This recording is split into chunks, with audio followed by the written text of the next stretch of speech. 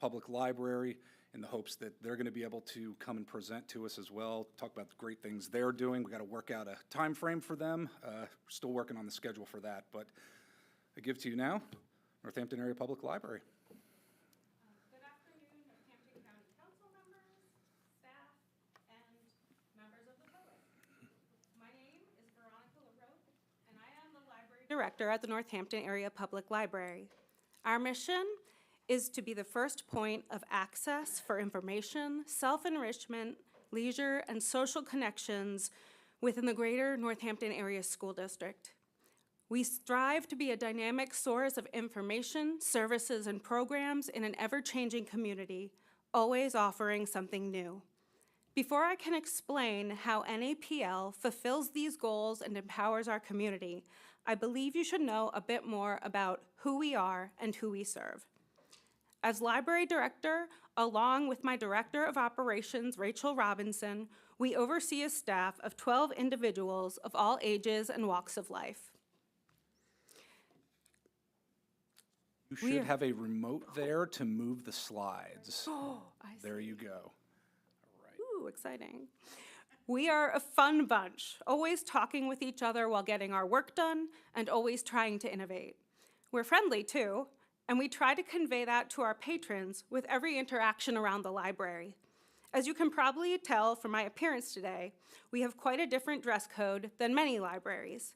Our goal is approachability. There seems to be a thought among some people who visit libraries that library staff members are scary or unapproachable. I'm not sure if that's because of long-held beliefs about librarians of the past or because of the physical barrier that is the help desk.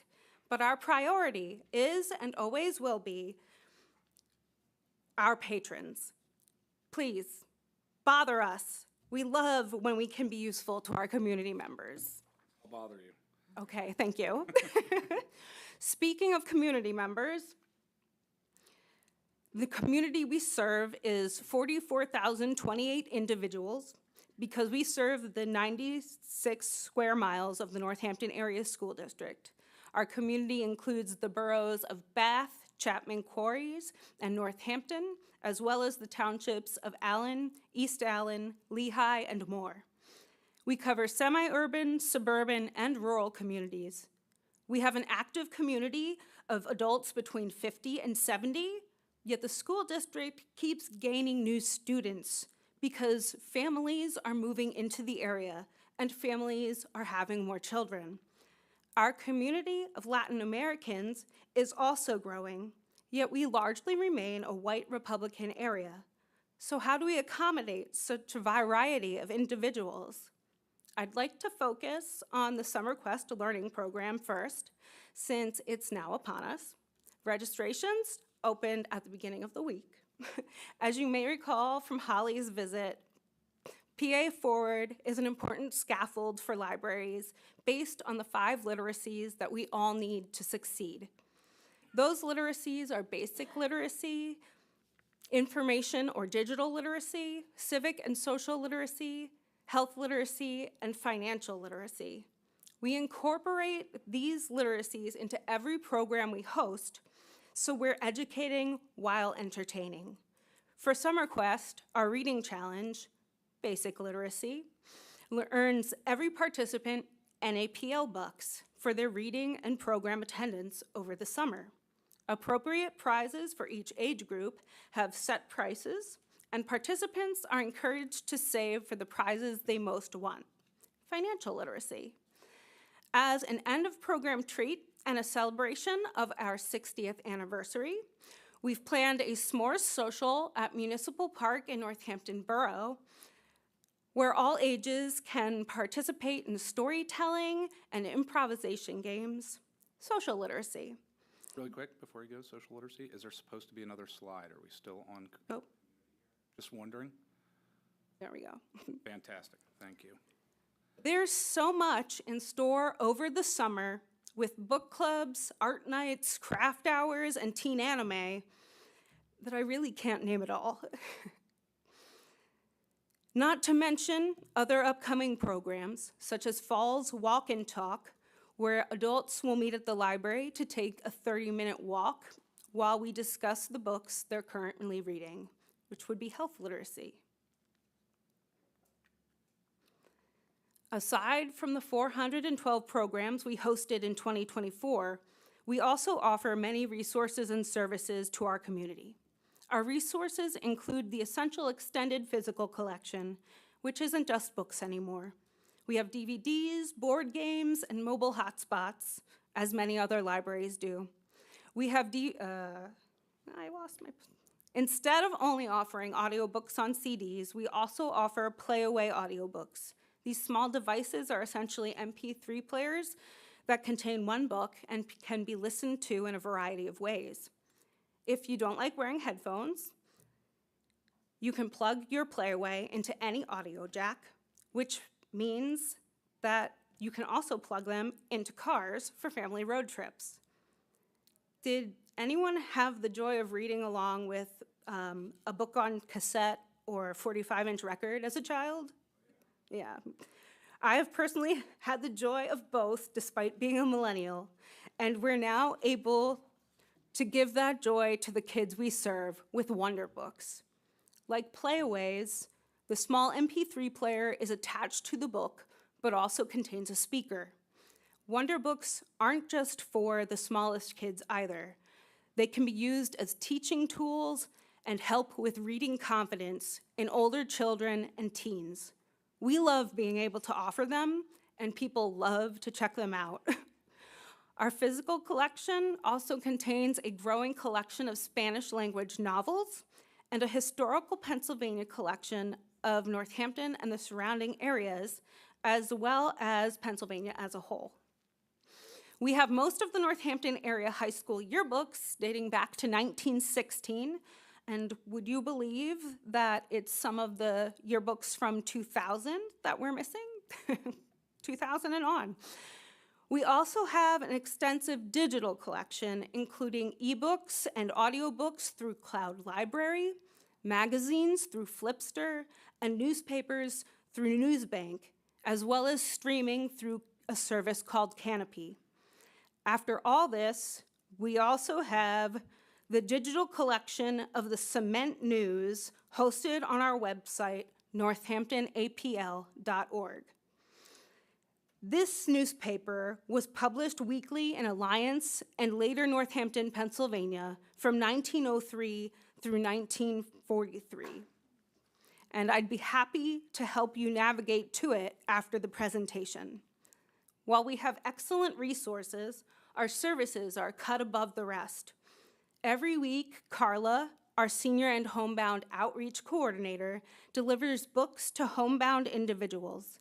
These may be seniors who are unable to get around on their own, or they may be other adults who are unable to drive due to a chronic illness or temporary injury. Either way, Carla initially sits down with the patron and conducts a short interview, and then she is sure to choose appropriate materials and make visits on a consistent schedule.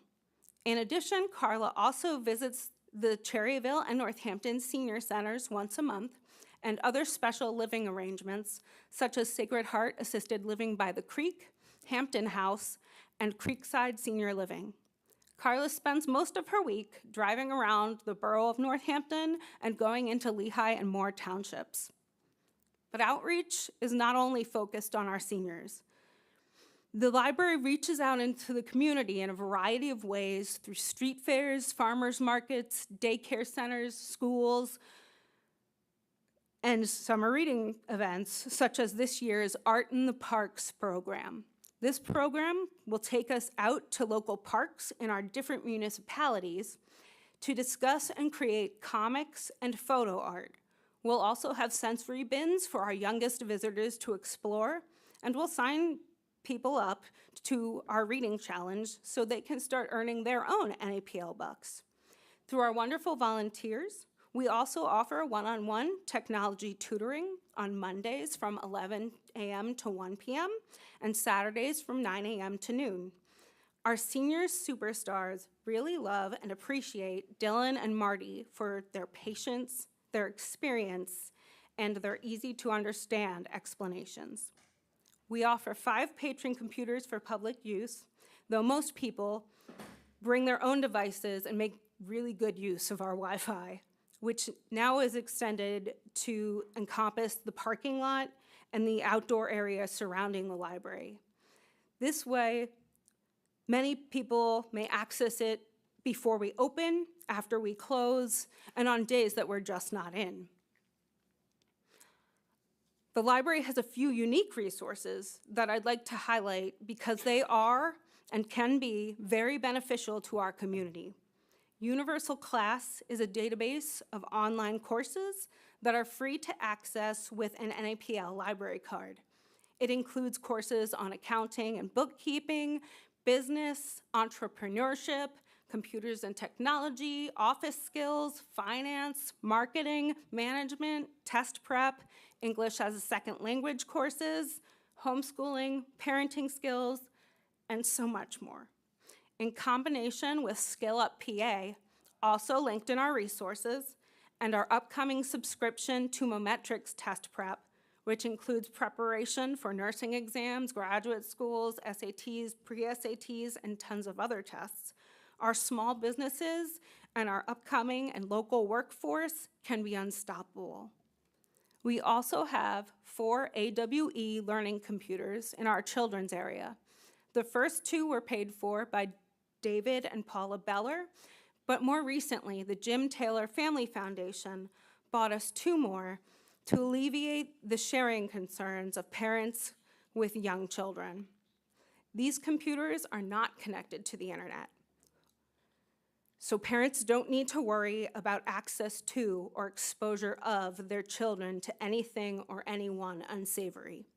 Each device contains around 250 award-winning educational games across all subject areas. Our computers are bilingual Spanish and English, and while they are best for early literacy learners, they are also appropriate for students up to 7 years old. Finally, Newsbank offers Access World News, which allows our users access to thousands of national and international newspapers to keep up on current events. I've found that it's excellent for determining bias in politics and news, information literacy, and an asset for immigrants who want to keep up with the news in their homeland.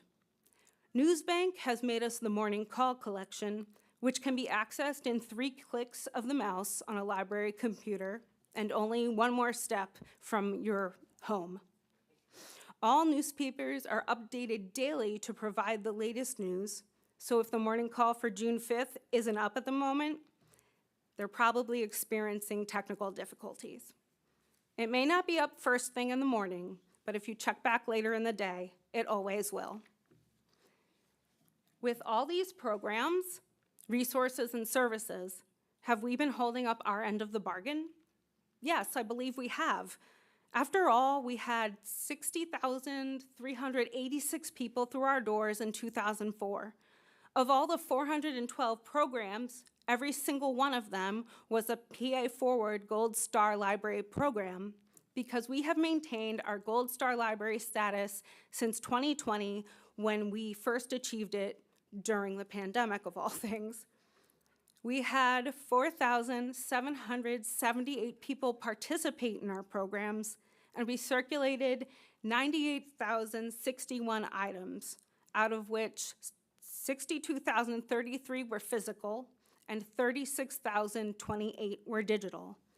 For community outreach, among all the places we visit, we had a total of 525 visits and traveled a total of 1,830.8 miles. In addition, 26% of our community has a library card, a total of 11,605 people, 1,174 of them new card holders.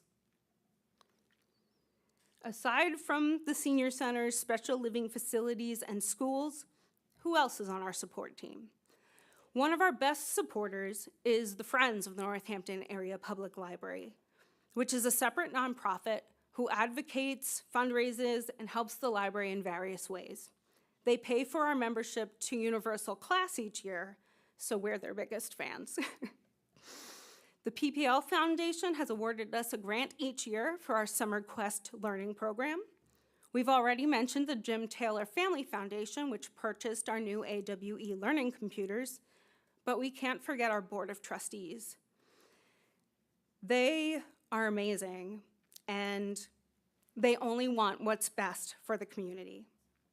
Other community partners include the local businesses who donate to our auction and basket raffle each year, the families and individuals who donate to our annual spring fund drive each year, the United Way of Greater Lehigh Valley, World Reader, Lehigh Valley Public Media, United Healthcare, and so many more. Apart from the grants and donors previously mentioned, how is Northampton Area Public Library funded? As Holly explained previously, libraries are funded in a large variety of ways throughout the Commonwealth.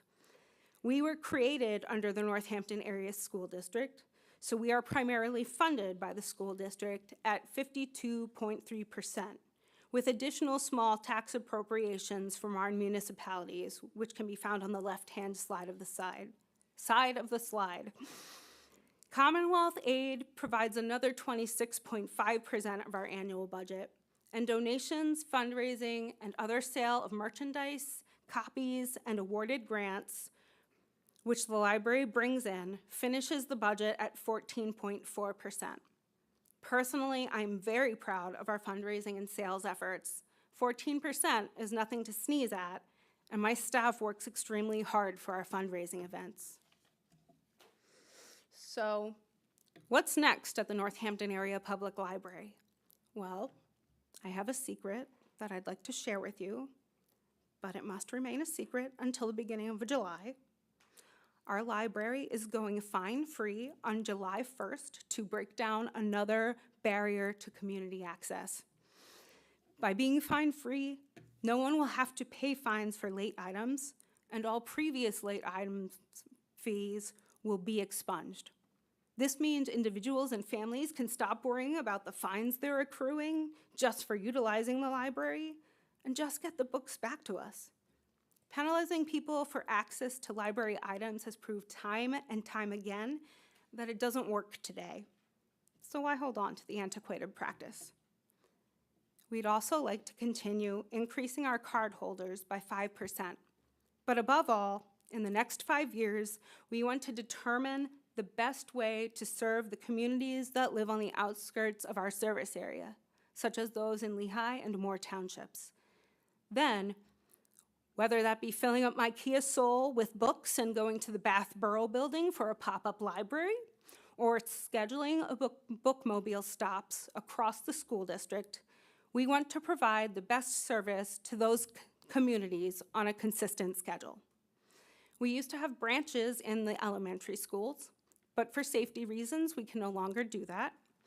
We used to have a branch in Bath, but we could no longer afford the rent and staff for it to remain open. Now, we must find different solutions, and innovation, along with community response and buy-in, is the key as we continue to work toward empowering our communities. That concludes my presentation for today. This slide includes my contact information for the library, as well as my personal work email, in case you'd like to or need to contact us later. Other than that, are there any questions? Fantastic, fantastic presentation, Veronica. And I have to say, the one thing that has impressed me so much, and your presentation just solidified it, whether it was the Nazareth Memorial Library, Easton Library, who we've heard presentations from, the way that libraries here in our community have been able to adapt to an ever-changing economic landscape, community landscape, neighborhood landscape, it never ceases to amaze me. I think there are businesses, corporations, other entities and organizations within our society and life that if they would emulate what libraries have been able to do and really come together, we see a lot of success, even more success in our communities as a result. So thank you so very much for the presentation. The resources, the services, and programs that you offer are fantastic. Please keep up the great work, and really thank you for the presentation. Does anybody from the committee have any questions for Veronica? Here? Thank you for having me. Thank you so much for providing this update to our Northampton County community, Veronica. Everyone have a wonderful rest of your day. You as well. Thank you. All right, moving along. Moving along with our agenda, we have a presentation regarding the Arts Quest Turn and Grind Shop EPA Brownfields project. Good afternoon, doing? Commissioners. Today I have with you Arts Quest and Cassie Hilgert, the CEO and President of Arts Quest, and Greg Firely from AMO Environmental. They are going over the analysis of brownfields cleanup alternatives for the EPA, or for the Arts Quest Turn and Grind Shop. I will now turn it over to Cassie for her to give you a brief overview of the project, and then Greg will go through the EPA specifics. Thank you. Ms. Hilgert, how you doing? Doing good, Council. Thank you so much. It's always an honor to be in front of you. Appreciate the time for this update. I want to start by giving a huge thank you. Mark and Greg have been unbelievable during this. Tina Smith is the first one who reached out as she was asking for updates on the Turn and Grind Shop to direct us to this potential funding, so we're thrilled. So Turn and Grind Shop, as you may remember, is a 150-year-old steel building. We have begun doing the studies on this, and as you can see on the slides, we've completed a Phase 1 environmental site assessment from Barry Iset. Also, Barry Iset did Phase 2. Greg will get into the technicalities of that. There is obviously asbestos in the building and also lead paint, most significantly in the roof, but you will see it throughout the building as listed here. We did also complete an asbestos test of some of the contents we had in there. Those were also contaminated. We have since cleaned those, and they are being stored on the Steel Stacks campus, but no longer in the building. Interestingly enough, if you just look at the main roof there, as I understand it, Greg can correct me, but the red areas is where you will see more asbestos versus the lighter areas. So you can see the order of magnitude that we're talking about here. So the current abatement scope is to remove all of the asbestos and also lead paint. We'll be working with an OSHA contractor. They will set up a 3-stage area to do this cleanup to make sure that this is following all the proper codes. And our tentative schedule for this is to begin in January of '26.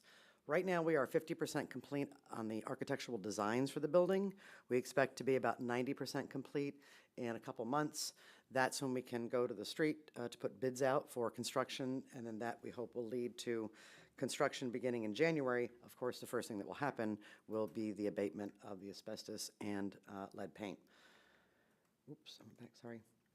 Just to remind you all, I know you are familiar with this. It's a 150-year-old steel building. We're very excited that LVHN has taken the title sponsorship of this building, which has allowed us, along with other donors, to move this project forward. We are hoping, if we can start construction in January, that we will be done in Q2 or Q3 of 2027. This gives you an overhead view, just to remind you again of what the building looks like on the top part. If I go left to right, left will be deliveries for the building, and then we will have a dry kitchen prep area. The large center section is a large kitchen. The back will be additional kitchen and storage. In the bottom to the left, you've got a box office area, bathrooms, which will also host green rooms and showers for the Wind Creek Steel Stage artists. We don't have that right now, so it's a little hard to tell Nellie. He's got to go up to Lehigh or over to our building to take a shower, so that'll be nice. And then we have some additional storage area at the bottom. The calendar for this, for the year, as a reminder, that first quarter of each year, we're looking at bringing in traveling exhibits. They can be artistic, sculptural, educational, scientific exhibits, things we would like to bring here that you would see in larger metropolitan areas. Great for school districts, great for the community, great from a tourism standpoint. And then as we get into the March to July timeframe, we are at capacity at the campus with dates. We'd like to do more events. We can't. And very often, especially from that March to July timeframe, we're hosting a lot of private events in the Music Fest Cafe, which is wonderful. We try to diversify our revenue, and that helps us to offer free programming. But when we're doing a prom on Friday night, of which we did 14 this year, you can't believe, I think I've mentioned this before, the margin on chicken nuggets. But when you're doing a prom in there on a Friday or Saturday night, you're not doing a concert. So this allows us to bounce those events over to the Turn and Grind, and we can do more programming at the Arts Quest Center. You hit July, it's the backstage for Music Fest. We're actually having a team meeting now to figure out how we're going to utilize that space during Music Fest, Oktoberfest. This is going to be the greatest beer garden in the Lehigh Valley. And then for Christkindlmarkt, which has set attendance records the last 3 years, this is going to be a much-needed expansion. So we're excited about expanding Christkindlmarkt. If I could open the building tomorrow, I've got 230 days of programming. So this is just a matter of when, not if we're going to be able to fill this up. So this will conclude my portion of the presentation. I'll pause for a second before Greg comes up to answer all the technical stuff, which I know you really want to hear about. Any questions? Okay, thank you very much, as always, for your time and attention.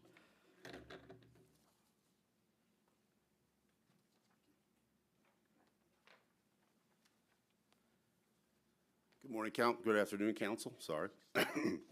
I'm Greg Firely with AMO Environmental. We are the environmental consultant working with the county for the implementation of their revolving loan fund grant from the EPA. Had some information, there it is. Some of my presentation was about the site, which I think we all know about, and the great job that was done by Cassie there. So I'll kind of go through that faster than I would normally. But this is the analysis of brownfields cleanup alternatives. And the reason for that is when you receive any funding for a cleanup through the EPA, you have to look at what's going to be done, why is it being done, what else could possibly be done. You evaluate them and you come up with what you want to actually do. So here's the site from a site map plan. You see it was part of a Beth Steel. The site location is listed there as 645 East 1st Street in Bethlehem, Pennsylvania. A little bit of the site history that we already went through, but it was part of Beth Steel. The entire site with Bethlehem Steel was cleaned up in the late 90s. It did receive Act 2 closure. And what that means is that the site can be reused, but only for non-residential use. So you can't impact the soil, can't use the groundwater, don't eat the dirt, more or less. So as these older site uses are moving forward and being reused and redeveloped, it was bought by ArtsQuest for that reason, of all the things that were laid out by Cassie. She went through the planned redevelopment, which sounds a lot better than what I put down for storage. But they did do they did investigate the site prior to taking ownership to identify what was there, so the liability stays with whoever owned it before, and you see what's there now. The main issue we do have is asbestos. As she noted, there was asbestos containing, there was asbestos found within the building. Not only that, but because of the age of the building, it has fallen apart, so it's actually falling down onto the floor. That has already been taken care of. What we want to do now is remove what's remaining so they can do the plan to reuse the site, as you saw in her presentation. So we looked at the options for what can we do here. What's the plan? You can either do nothing, which will leave it as is, and it'll just get worse over time. You can knock down the building, which you actually cannot do, but it's an option. It's not legal, because there is known asbestos in the site. You are not able to knock down a building or do any sort of demolition if asbestos is known to be in a building. The third option is the one that we want to move ahead with, is the abatement. The cost, and I could be wrong here, but it's approximately $600,000. And if this moves forward, then you can go ahead with all the plans for reuse of the building. The abatement will involve the safe removal by OSHA-trained people to take it out by hand in all the places where it has been identified and falling apart, so it can be reused safely. The alternative that was selected to move ahead is abatement, and in order to engage the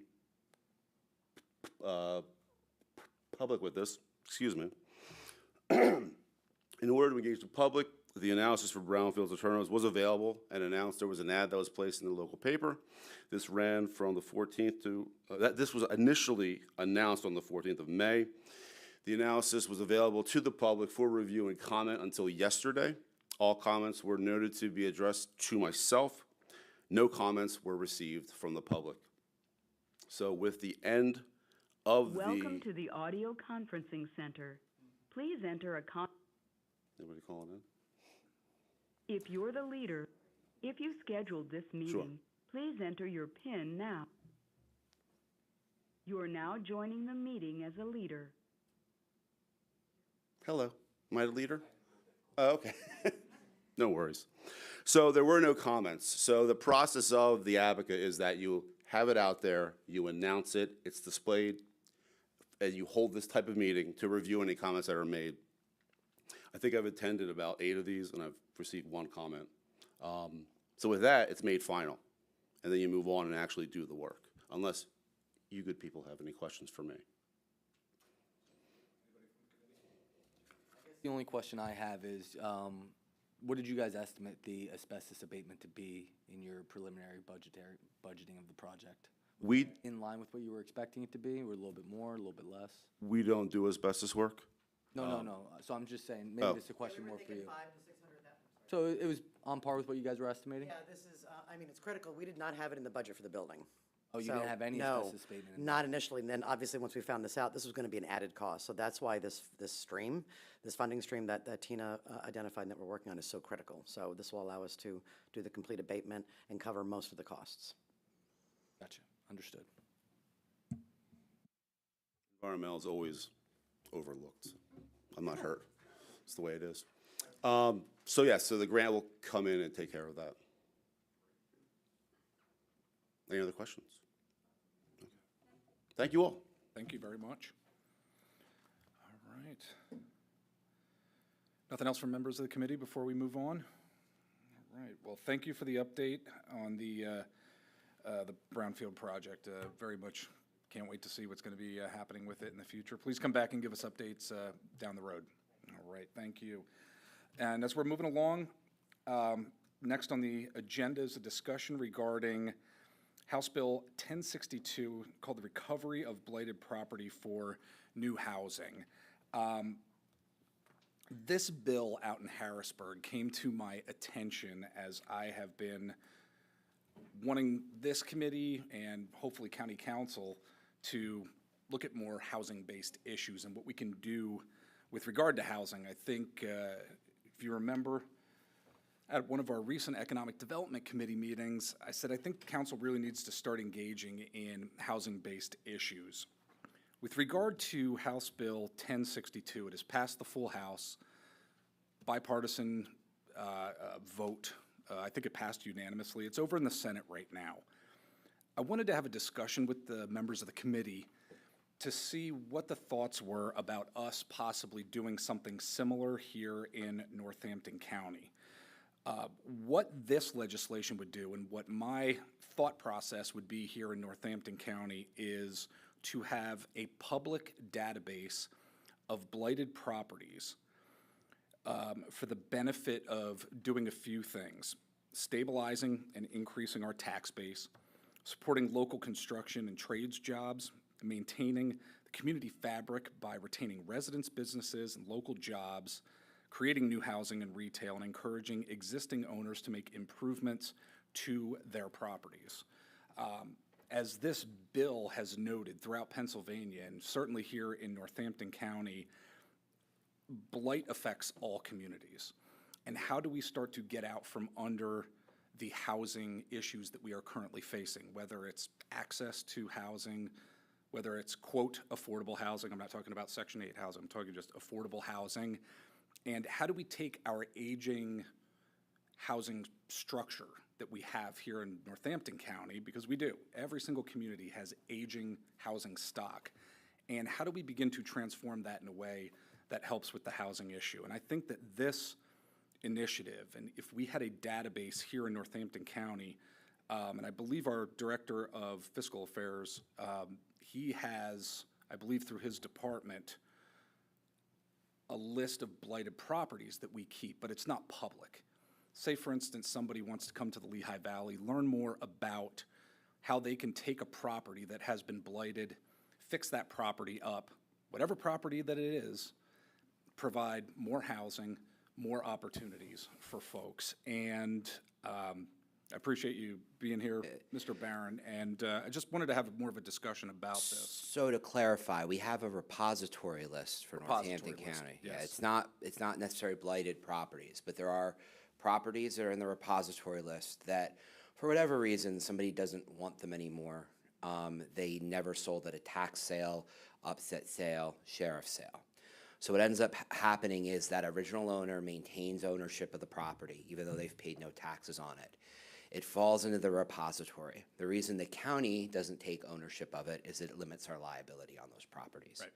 Some of it's not usable. Every now and again, there's a building on it that's falling down, a la the Glendon Hotel. And we've used that for, there's going to be a housing development project going there. We did a blight remediation study a couple years ago. So if the newer council members don't have that, happy to get that to you. DCED did a wonderful job of laying that project out. A lot of the blighted and I guess more troublesome properties for some communities. I think if you go to the township managers, you go to the folks who live in those communities, they can point to the houses, right? From Bangor to Rosetto to South Bethlehem to Easton, right? You know where those properties are.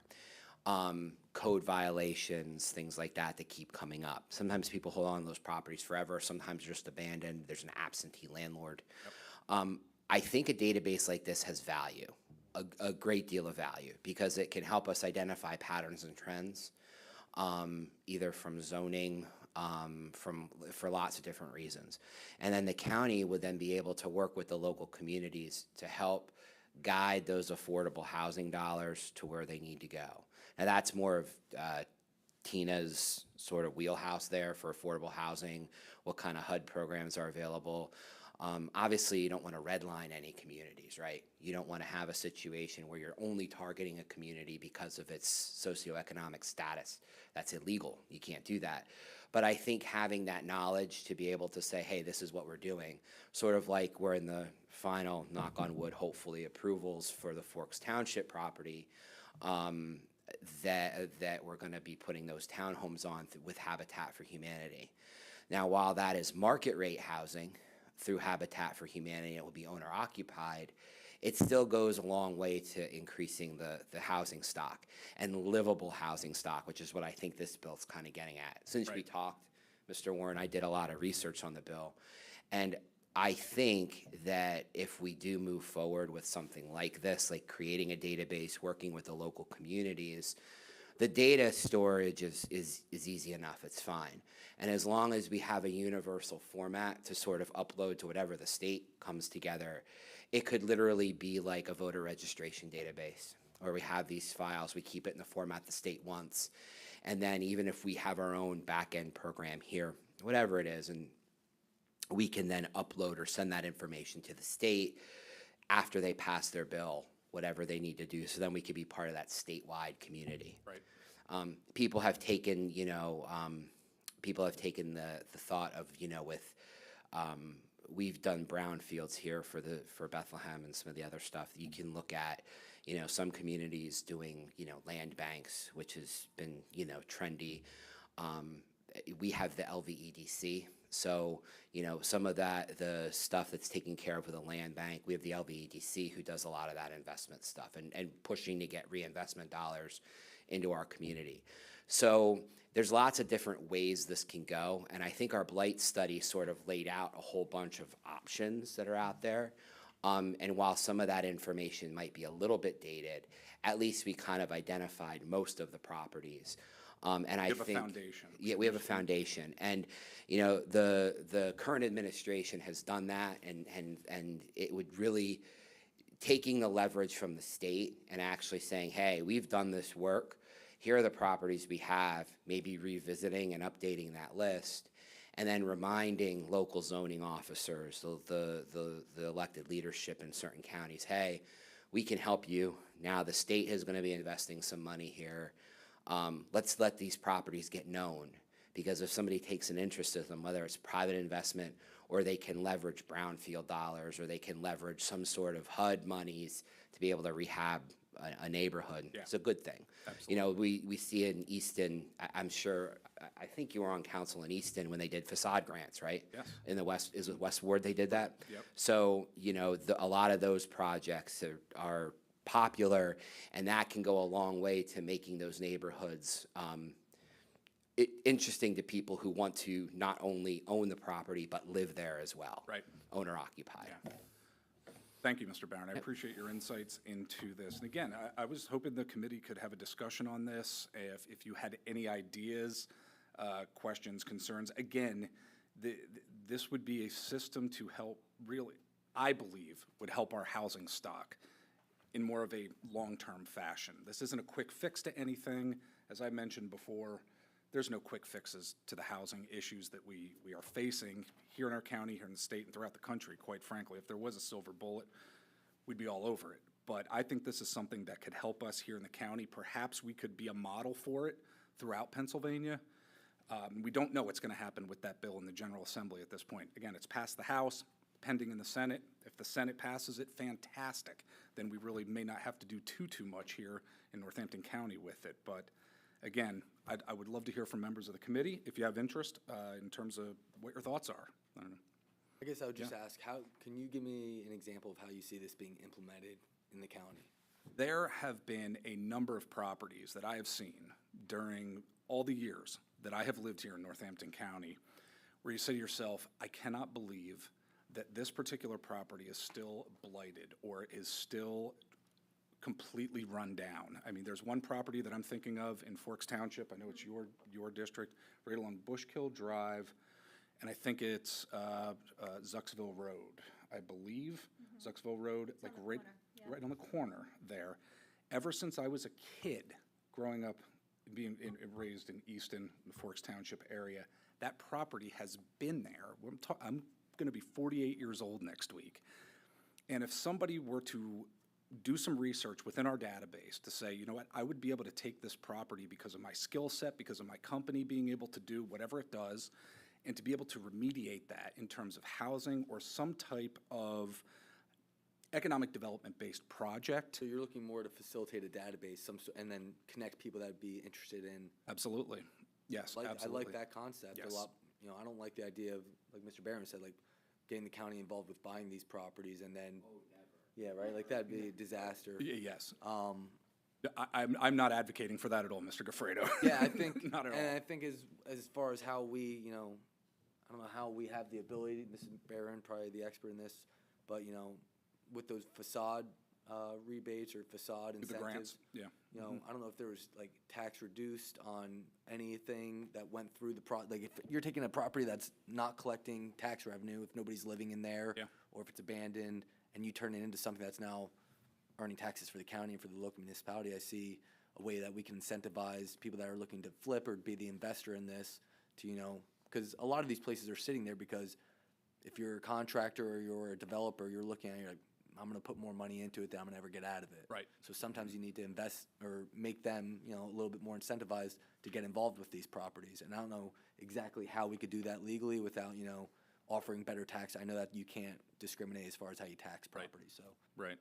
This here would be an avenue for folks to get more information on what they could do or what they would want to invest in terms of a property. This is just simply an avenue for them to go down. It's not us, like you said, not us as a county. Getting involved Getting directly. involved directly with any Trying sort to of be purchases. matchmaker for- Exactly. Exactly. To say, you know what, you're looking to do this. We may have a property up in Bangor. We may have a property in the borough of Northampton or in the city of Bethlehem that would be right for you with the amount of money you have, the investment that you want to make.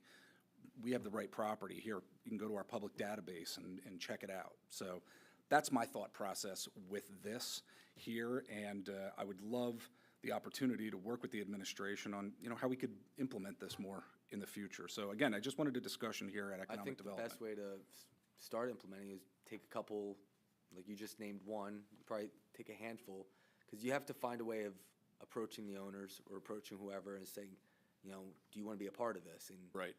I guess you start there and feel out how they approach the situation themselves. Part of the blighted data collection system would be using property code violations too.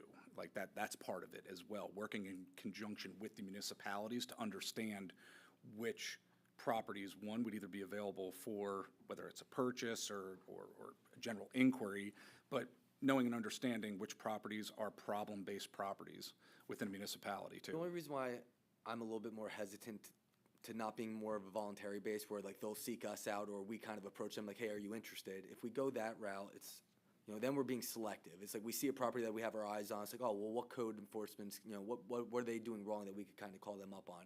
But, there's probably 10 other apartments or houses in the 10-mile radius that will be just as, violative of whatever codes. And I think it'd be better with, public relations if we're kind of more of a, hey, you come to us, or if we seek you out and we give you an offer of bringing you on to this. I think that's a way of getting more public interest in it, instead of Okay. going around like the cops. Violating this code, we're gonna take it Exactly. back. Yeah, we don't need to get law enforcement involved at all, but I like that. I think it's a great idea. Like you said, there's tons of properties around. there and are. We improve communities, we get better, better interest in those communities, and, it's a win-win for everybody as long as it's done the right way. It's all devil's in the details. Absolutely. It's a long-term potential, I don't even want to call it a solution, but a long-term project, if you want to call it a project, or initiative, a long-term initiative, as we're moving along here, because we do have an aging community. You gotta start somewhere. We do, absolutely. Got a foundation for something. Yes, Ms. Smith? I'm going to share this with Okay. you too, because it's relative to the conversation. This is just a snapshot recap of what we did with our whole home grants Okay. in the county. And I'll get this to you here in a minute.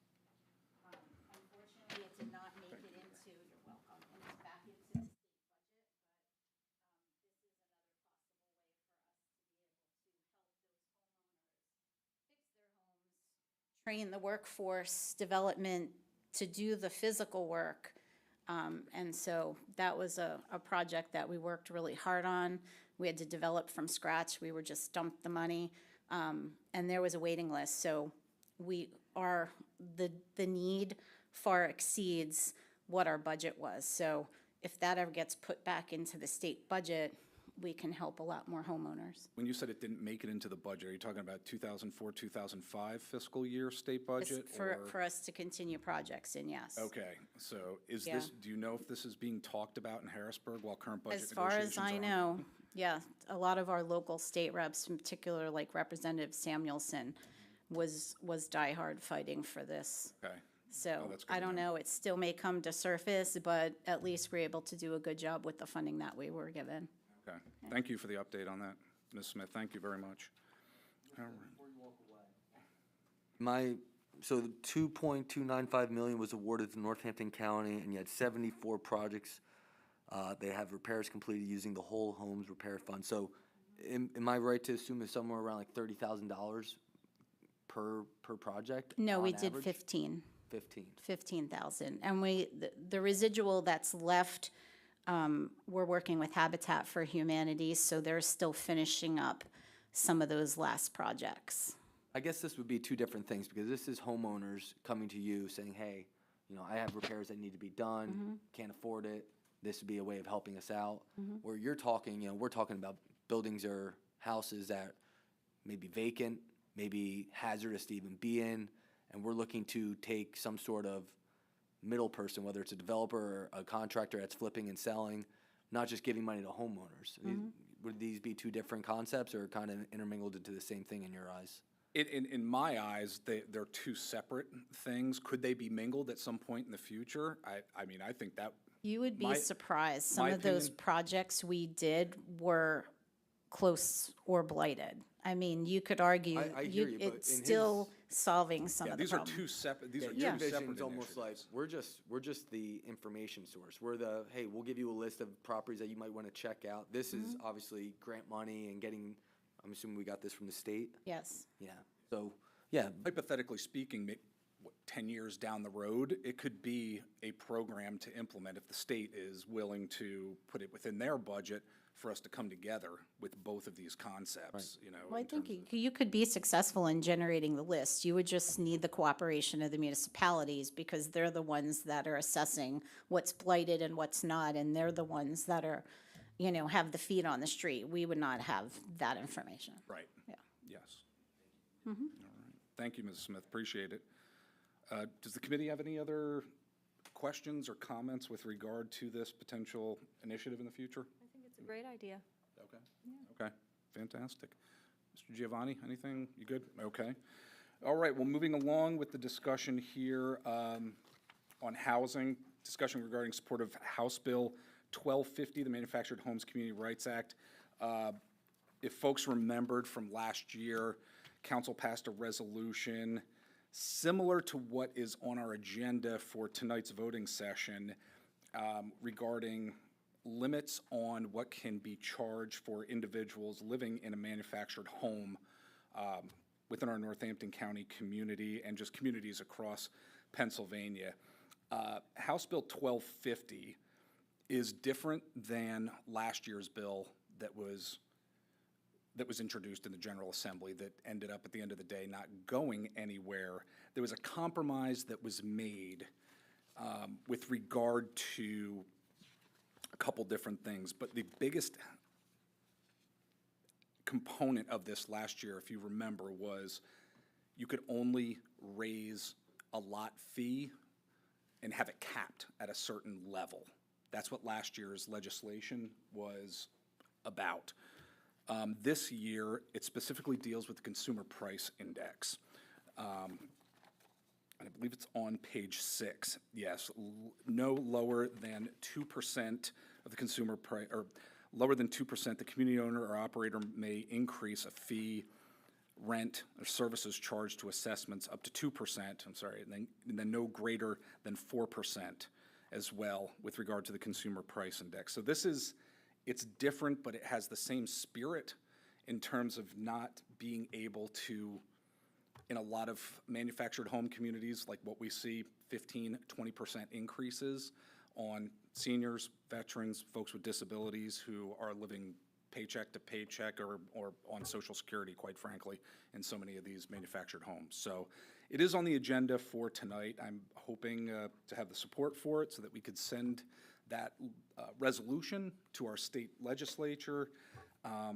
The House in Harrisburg is active and has been active in terms of wanting to pass this, from my understanding. Again, have no idea if the state Senate will. So wanted to have a discussion about this. If you wanted to, again, it's being introduced tonight at our meeting. Hope to have the votes for it so we can let our state legislative delegation know that this council would support it. So I think this would be a good thing for folks who live in our manufactured home communities. And also, I think the balance with this that maybe didn't necessarily have last year is that it does allow increases. It does allow increases on an annual basis, but you've got to tell folks 90 days in advance if they're going to have their lot fee increased. And again, you can't go above that certain percentage with the Consumer Price Index. Don't they have leases when they, how do they interact? I'm assuming through some sort of lease with terms to it, correct? There are leases with terms. I mean, property owners, they own their home, but they don't own the land. I understand that, yeah. And unfortunately, I mean, to pull back the curtain a little bit, what we've been seeing, and as I've dove into this issue more and more, there's a lot of venture capitalists throughout Pennsylvania who have been buying up these manufactured home parks because it really is, frankly, easy income for them, and they're able to increase 15, 20, 30% every year on these lot fees. And again, like from a business perspective, they're venture capitalists. They're in the business to make money. I don't begrudge them for wanting to make money, but when you're talking about seniors, fixed incomes, again, veterans, people with disabilities, there has to be some sort of balance with it. I think that's what this legislation does. It allows folks to make money, and you're not completely gouging folks that are living in manufactured home parks. So, Listen, we had a bill in front of us saying to, and I know Northampton County doesn't have the authority to do this, but to ban venture capitalists and equity firms from owning real estate and houses, and that's where I'd be okay. But as far as price controlling, I'm not a landlord. I don't own a trailer park. I have no idea what they deal with. And I also can't associate what their costs are. So for me to sit here and say this is a good idea or bad idea, I'd be speaking ignorantly because I don't understand what they deal with. I can understand how people can be exploitive in any industry. This is no different. I just don't think I'm in a position where I want to support something stating that we're allowed to dictate as a county or as a state what you can charge on land that you own. I'm just, philosophically, it's just, that's where I'm much more laissez-faire with. You own it, it's yours type of thing.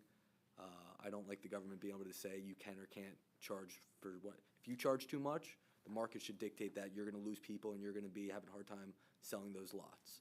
Because, just because one guy's an asshole or taking advantage of somebody, it doesn't mean everybody is, so you should be able to find a fair deal somewhere, and that's usually what good marketplace is all about. I respect your philosophy on That's it. I just, do. that's just from a principle Mr. standpoint. Gofredo, I respect your philosophy on this. As I mentioned last year when I had brought this up in early 2024, I mean, I lived this with my mother. My mother was in Scott's Mobile Home Park, manufactured home park, right outside of Bath for many, many years. And the conversations her and I had on an annual basis about her lot fees going up and up and up. Out and of curiosity, significant. how often would they be raised? Every year. Every year? Every And then single year. What percentage, if you remember, like, was it keeping up with, inflation and cost of living increases, or was it like? It was well over. It was well over, to the point where she is now in HUD housing in Center City, Bethlehem. She had to move out because of that. She had to move out and leave that life that she had, the friends, the community that she had there. She had to leave it simply because of lot fees. And we're talking 20% increases. I remember one year it was specifically a 20% increase. I was shocked by it because a lot of the folks in that community, they just had their income via Social Security, just like my mother does. So that's why this issue's been kind of near and dear to me. Like, you'll go crazy if you try to write but like, you look at what health insurance did when we were going up 50% every year. It's like, you talk about things that you can't. I wish we could be able to say that to health insurance companies, but like, the more you try to put your finger on the scale as a government, sometimes the unintended consequences outweigh the good that you had and planned for whatever we did. So, just personally, I'm looking for you to persuade me one way or the other, but as of right now, that's kind of where I stand. Okay, all right. Anybody else have any comments with regard to House Bill 1250? No? No? Okay. Sounds good. Well, we are going to adjourn this Economic Development Committee meeting. All right. Thanks, everybody.